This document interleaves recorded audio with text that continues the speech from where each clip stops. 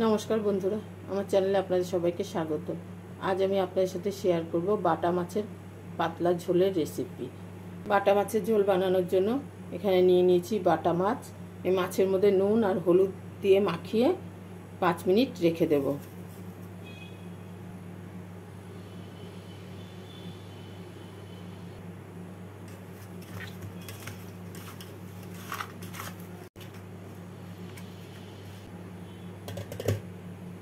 বাটা মাছের পাতলা ঝোল বানানোর জন্য নিয়েছি বেগুন, আলু, টমেটো, কাঁচা লঙ্কা।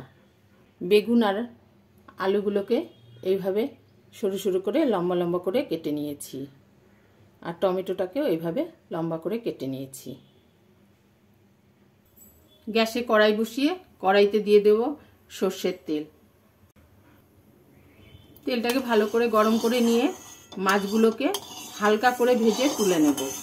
খুব বেশি কড়া করে ভাজলে কিন্তু এই মাছের স্বাদ পাওয়া যাবে না, মাছের ঝোলটা খেতেও ভালো লাগবে না।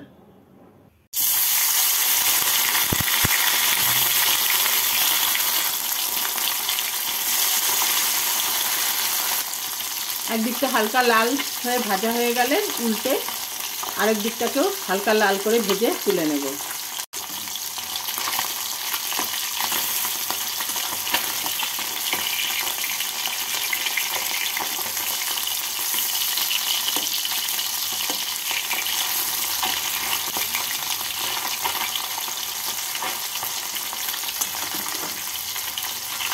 মাছগুলো ভাজা হয়ে গেছে, তুলে নিচ্ছি।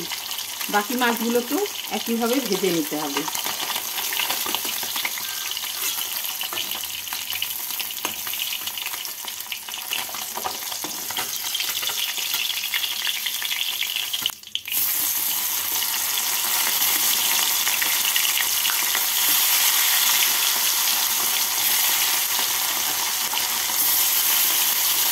মাছগুলোকে ভেজে তুলে নেওয়ার পর কড়াইতে দিয়ে দিচ্ছি পরিমাণ মতো তেল।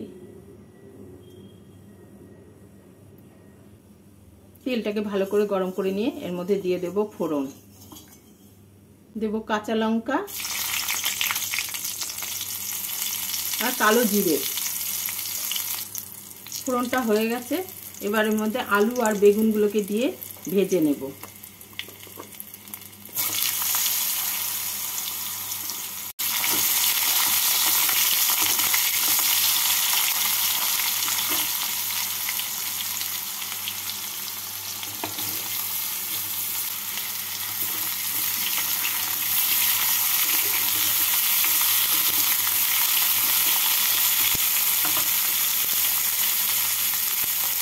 আলু আর বেগুনগুলোকে এইভাবে লাল করে ভেজে নিলাম। এবার এর মধ্যে দিয়ে দেব টমেটো। টমেটোটাকে আলু আর বেগুনের সাথে নাড়াচাড়া করে নিচ্ছি।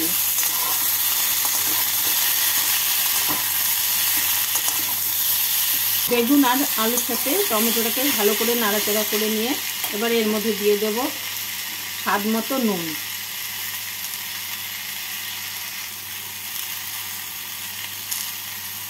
দেব হলুদ, দেব 1 টেবিল চামচ আদা আর কাঁচা লঙ্কা বাটা,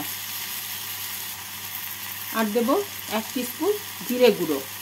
এবার অল্প জল দিয়ে আলু বেগুনের সাথে মশলাটাকে কষিয়ে নেব।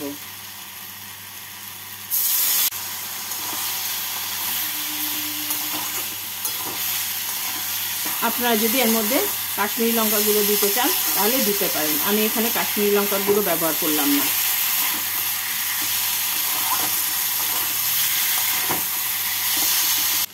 মশলাটাকে ভালো করে কষিয়ে নিয়েছি, এবারে এর মধ্যে দিয়ে দেব পরিমাণ মতো জল। যেহেতু আমি পাতলা ঝোল বানাবো সেজন্য জলটাকে একটু বেশি পরিমাণেই দেব।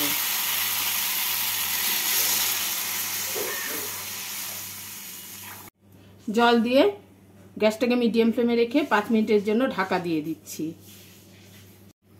5 মিনিট পর ঢাকা খুলে এর মধ্যে দিয়ে দেব কাঁচা লঙ্কা আর ভেজে রাখা মাছ।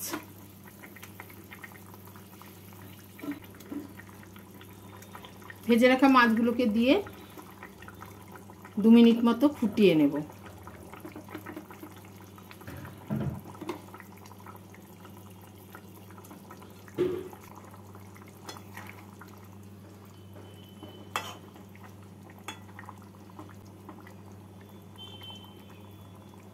মাছের ঝোলটা রান্না হয়ে গেছে।